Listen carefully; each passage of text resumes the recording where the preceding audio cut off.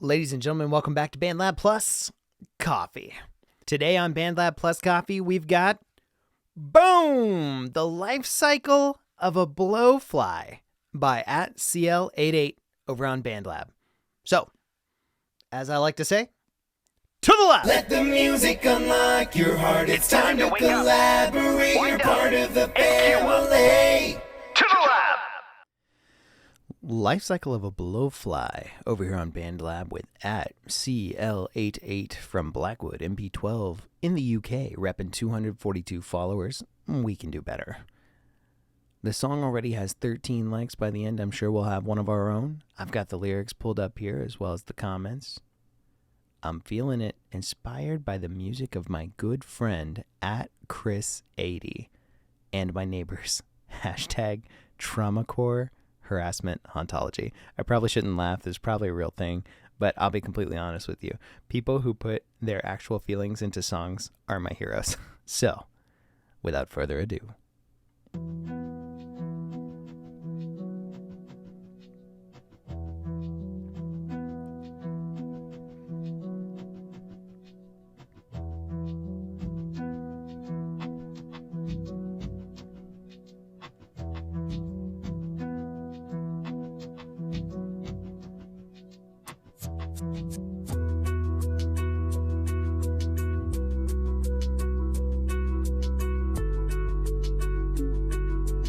It's almost like I'm listening to an acoustic Breaking the Habit by Linkin Park. Or even by myself. Sing everything I've said before. That was an excellent intro and different, which I love. Oh, listen to those harmonies.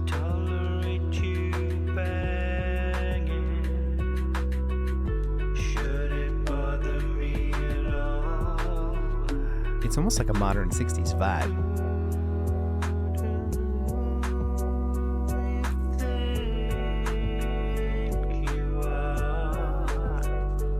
Wow.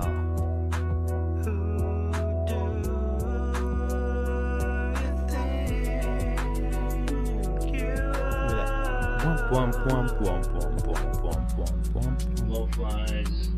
These are flies that feed on dead animals, feces, garbage, anything organic. Many of them will actually try to and feed on living organisms as well. Skrillex vibes So, on the collab with The Doors. An invasion of maggots. If that animal is found and removed, the problem can usually be resolved, but there are certain treatments that can be done which help to curb the activity. So if you're seeing maggots, I love this. Wondering what's going on, this is art. Hopefully you've got a better understanding of the problem.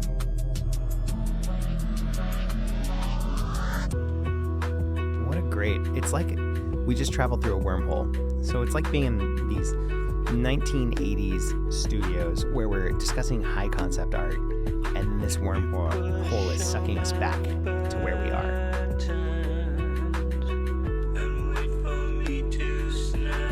I'm watching this person just float through life. Like they don't know what's going on, they're just in a routine. Zombie through their day.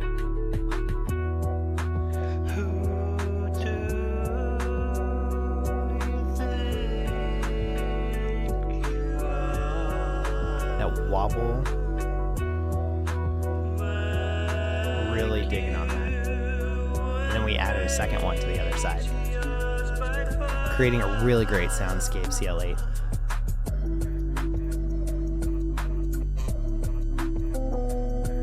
I'm assuming this is slowed down flying the wings. Yeah. Anytime you can add real life to your music, it makes your music real. That's what it does. Add real life to your music. Take your phone, record something, add real life to your music.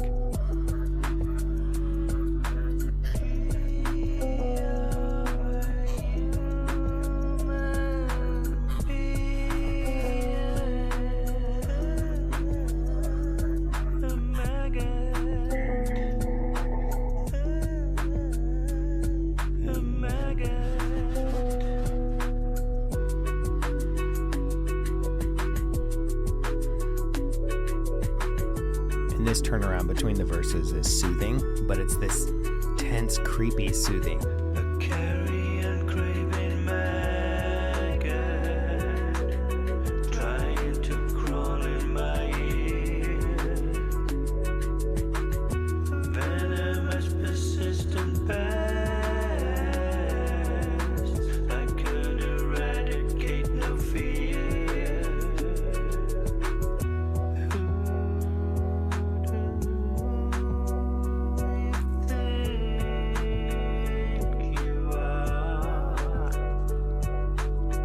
Intense, but in like that creepy lullaby way. Here comes, it's really disconcerting though.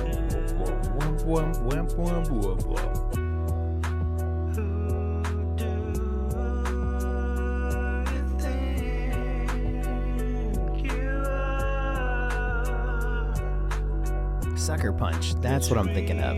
There's this movie called Sucker Punch that Zack Snyder did, and it's essentially a girl in a crazy asylum in between bunches of anime fight scenes.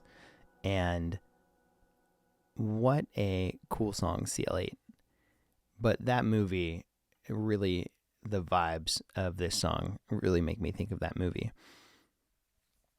I love how abstract it is, how it leans more towards art. And I really like in the middle where we take a break and we go learn something about blowflies, because whether or not this song is actually about blowflies is kind of irrelevant. The music is tense, a little bit creepy, keeps us hooked.